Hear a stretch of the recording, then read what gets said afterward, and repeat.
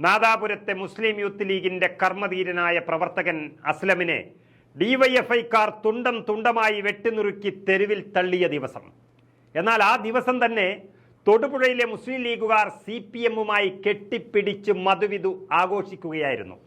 കോൺഗ്രസ് പ്രവർത്തകരുടെ കൂടി വോട്ട് നേടി ജയിച്ച 5 മുസ്ലിം ലീഗ് അംഗങ്ങൾ CPM-നെ വോട്ട് ചെയ്ത് വിജയിപ്പിച്ചിരിക്കുന്നു തൊടുപുഴയിൽ.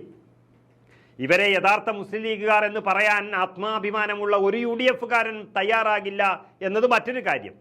മുന്നണി മര്യാദകൾ അറിയാത്തവർ മുറിവേൽപ്പിച്ചിരിക്കുന്നത് ഒറ്റക്കെട്ടായി നിൽക്കുന്ന വലിയൊരു മുന്നണി സംവിധാനത്തെയാണ് എന്നതിൽ സംശയം വേണ്ട. അതുകൊണ്ട് തന്നെ തൊടുപുഴയിലേത് യഥാർത്ഥ പാർട്ടി സ്നേഹികൾ എന്ന് പറയാനും കഴിയില്ല.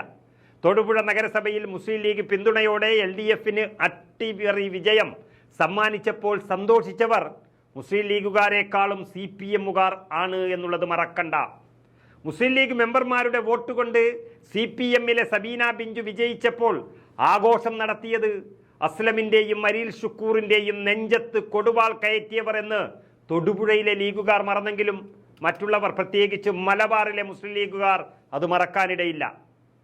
അതായത് CPM-ലെ സബീന ബിഞ്ചു ചെയർപേഴ്സണായി തിരഞ്ഞെടുക്കപ്പെട്ടിരിക്കുന്നു തൊടുപുഴയിൽ.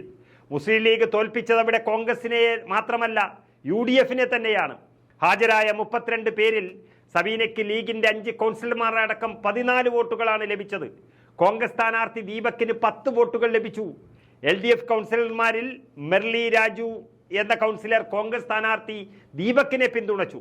കൂടാതെ ദീപക്കിന് 6 കോൺഗ്രസ് കൗൺസിലർമാരും കേരള കോൺഗ്രസ് ജെയിലെ ജോസഫ് ജോണും മുൻ ചെയർമാനായ സനീഷ് ജോർജും മുസ്ലിം ലീഗിലെ തന്നെ സ്വതന്ത്രൻ ജോർജ് ജോണും വോട്ട് ചെയ്തിരിക്കുന്നു.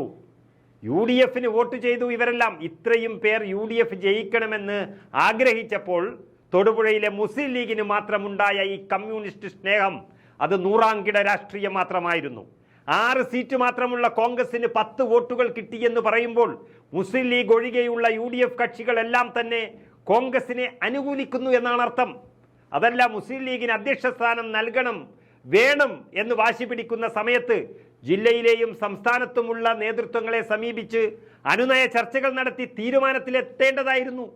അതിനൊന്നും കോൺഗ്രസ് തയ്യാറായിരുന്നില്ല എങ്കിൽ ഇത് മുന്നണി മര്യാദയ്ക്ക് യോജിച്ചതല്ലെന്നും പറഞ്ഞ് മേൽക്കമ്മിറ്റിക്ക് പരാതി നൽകി അധ്യക്ഷ വോട്ടെടുപ്പിൽ നിന്നും പൂർണ്ണമായും മുസ്ലിം ലീഗ് വിട്ടുനിന്നിരുന്നുവെങ്കിൽ തന്നെ LDF അവരുടെ വോട്ട് കണ്ട് ജയിക്കുകയും മുസ്ലിം ലീഗിന് മുന്നണിയിൽ പത്തരമാറ്റിന്റെ തിളക്കം കിട്ടുകയുമായിരുന്നു. ഇത് അസ്ലമിനെ കൊന്നു തള്ളിയ ദിവസം തന്നെ ആ കൊലപാതകളുടെ പാർട്ടികളുമായി കെട്ടിമറിഞ്ഞു നിൽക്കുന്ന സംഭവം കേരളത്തിലെ മുസ്ലിം ലീഗിന് മുഴുവൻ നാണക്കേടും സങ്കടവും ഉണ്ടാക്കിയിരിക്കുകയാണ്.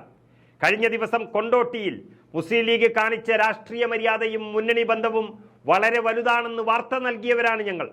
പക്ഷേ ഇത് തൊടുപുഴയിലെ മാത്രം മുസ്ലിം ലീഗുകാരുടെ പാപ്പരത്വമാണ് മനസ്സിലാക്കുന്നത്.